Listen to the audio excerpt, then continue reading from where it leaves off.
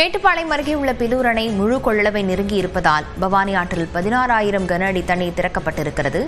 இதுகுறித்த விவரங்களுடன் செய்தியாளர் குருசாமி இணைந்திருக்கிறார். குருசாமி, கரையோரம் வசிப்பவர்களுக்கு என்னென்ன அறிவுறுத்தல்கள் வழங்கப்பட்டிருக்கிறது?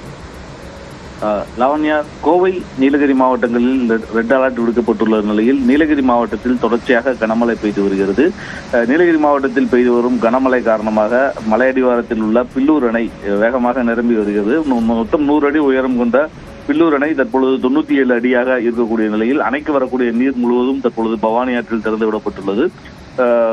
தற்போது பவானி ஆற்றில் 16,000 கனஅடி தண்ணீர் பில்லூர் அணையிலிருந்து பவானி ஆற்றில் திறந்து விடப்பட்டிருக்கிறது. இதனையடுத்து கரையோர பகுதிகளில் உள்ள மக்கள் பாதுகாப்பாக இருக்கும்படி எச்சரிக்கை விடுக்கப்பட்டுள்ளனர். இதனிடையே நள்ளிரவில் மாவட்ட ஆட்சியர் பவன்குமார் மற்றும் காவல் கண்காணிப்பாளர் கார்த்திகேயன் ஆகியோர் பவானி ஆற்றின் கரையோர பகுதிகளில் ஆய்வு மேற்கொண்டார்கள். அங்கு செய்ய வேண்டிய ஏற்பாடு பணிகள் உள்ளிட்டவை குறித்து அதிகாரிகளுடன் ஆலோசனை மேற்கொண்டார்கள்.